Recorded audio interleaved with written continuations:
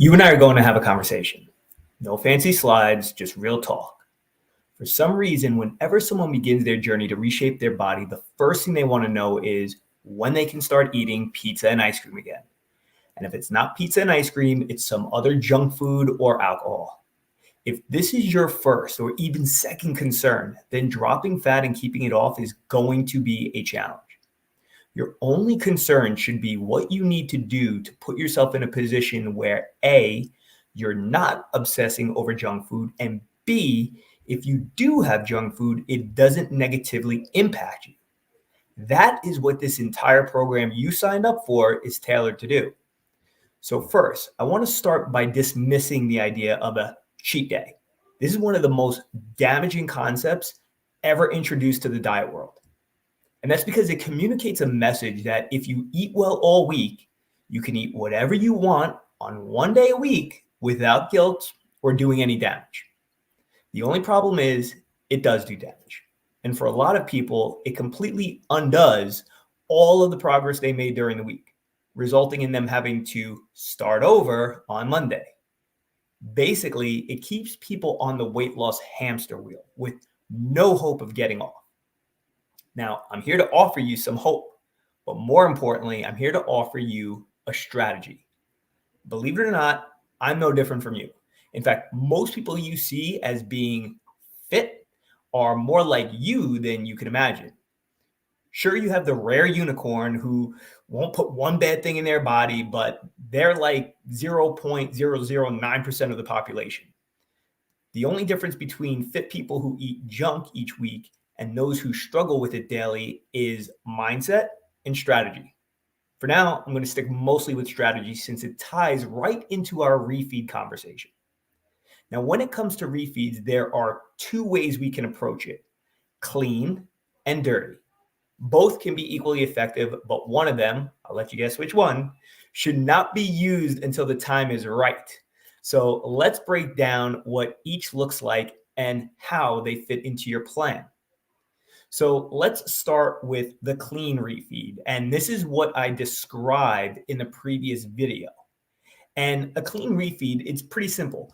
This is when you've reached that point where those leptin levels are dropping, which really there's no hormonal indicator, right? There's no alarm that goes off that tells you this. You just start to sense that, hey, I'm beginning to plateau.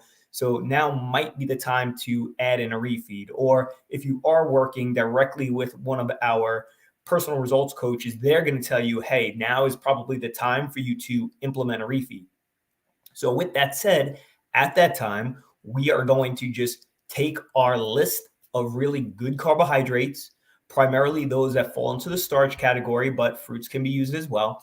And we're just going to up the amount of those. That's it. For one day, we're simply going to just eat more of those and keep the rest of our day pretty much the same as it normally is, right? We want to keep our protein pretty much the same, and our fat, as I mentioned, will be lowered just a little bit, but generally speaking, it's going to be close to what we do on a daily basis, because the goal of this refeed is simply to bump our calories, bump our carbs just enough where the body senses that, hey, our leptin levels do not need to stay this low. We can raise them back up. And then the cool part is that once they raise back up and then you go back to eating a little bit lower, well, then the body is more actively releasing fat to be used as energy. So that is the ideal scenario. And during your first probably 6 weeks, at least through your first 6 weeks, the only refeeds that you want to be doing are clean refeeds. Now, I know this is not the easiest thing to do because let's be truthful. All of us have lives. We want to go out to dinners. We have family events coming up. We have this thing and that thing, and all of these situations in which food that just really doesn't serve us for the most part will be available. And it's not just that it's available, but let's be honest, we like it. We really, that's why it's called an indulgence, right? We indulge in it, we enjoy it, and there's nothing wrong with that. But the challenge is that if we, in the beginning of our program, are trying to fit a lot of our old lifestyle and our old habits that put us where we are into this new lifestyle and these new habits, Well, now you have a clash. And when you have that clash, well, guess what? Nothing works. So, more often than not, when we see people really floundering in the beginning of this program, when they're really having a challenge losing weight, typically it's because there's that clash that's happening between the old lifestyle and the new lifestyle. And they just can't seem to get on the page of the new one. They're still trying to let too much of the old seep in.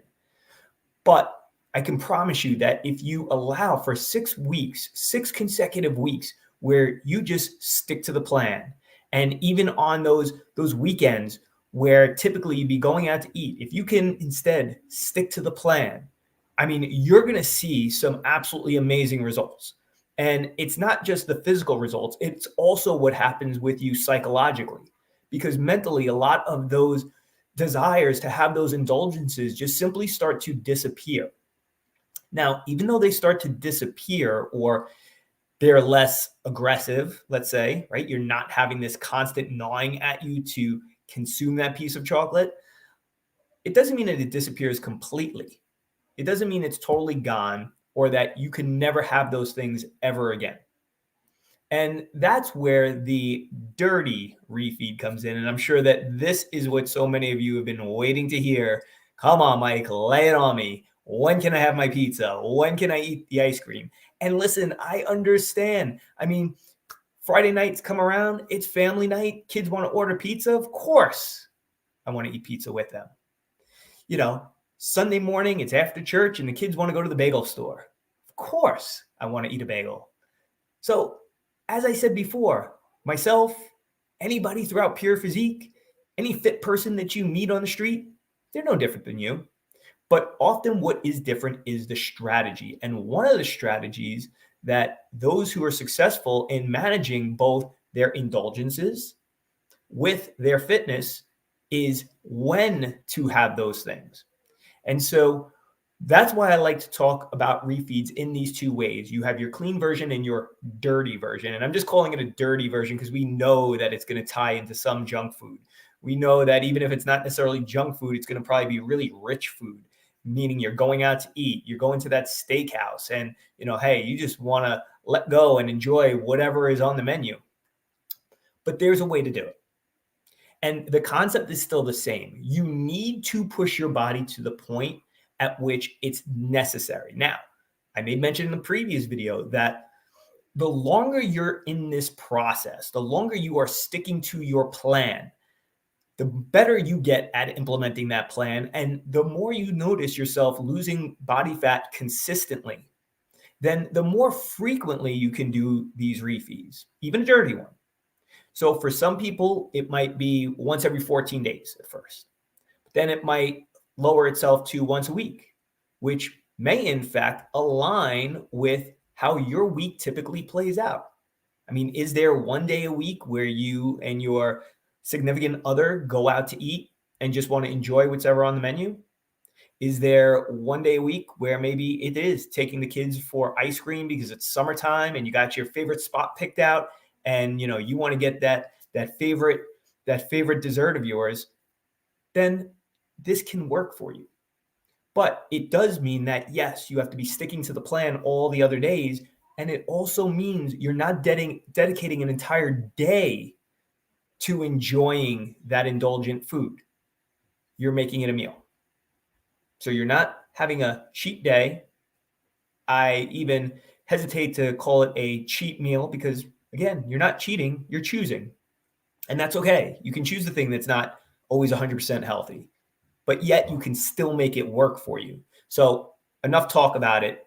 Here's how it would work. You would plan out your one meal a week that you're going to indulge. And then everything else virtually stays the same. In fact, the day that would be your refeed day simply becomes the day that you're going to have your indulgent meal, or possibly two meals if they're small. Your day may begin exactly as it normally does, with you fasting until, say, 12 noon.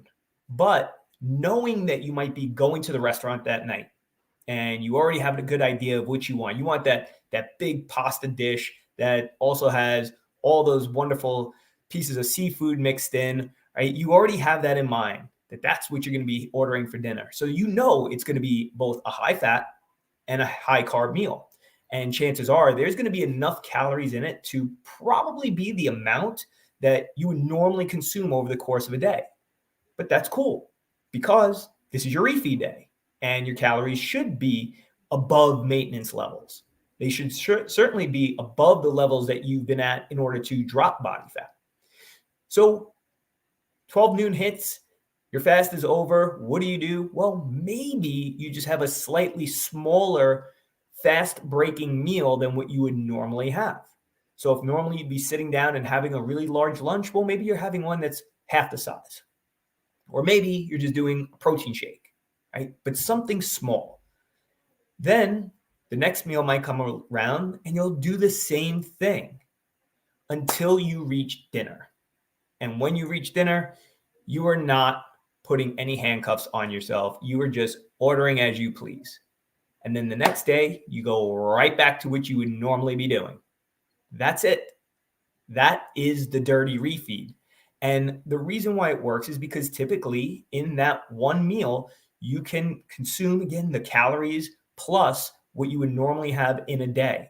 And that is the primary goal. So even though that might not be the healthiest food, maybe it might be things in macronutrient amounts that we would not typically go for, meaning both really high fat and really high carb all at once, which is most foods that are indulgent, right? They're typically a combination of both fat and carbohydrates, but we've planned for it.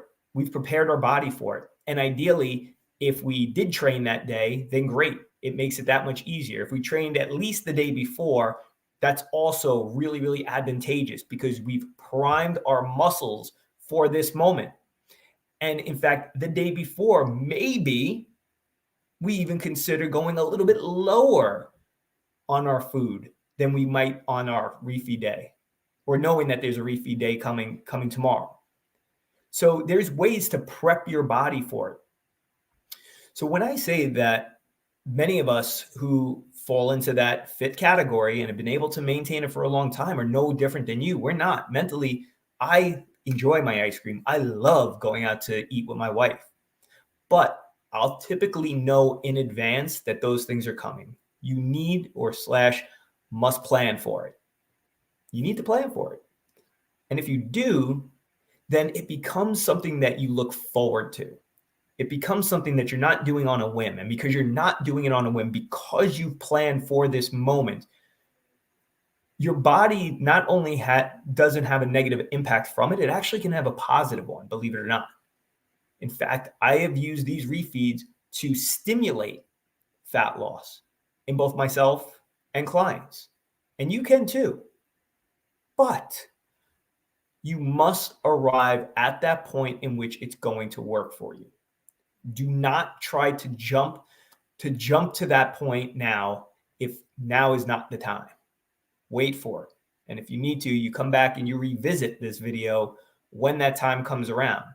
And you'll start to see very quickly that it was well worth the wait, because now you're able to enjoy the things that you've always enjoyed, but it's actually working in your favor and not against you. I'll see you guys in the next video.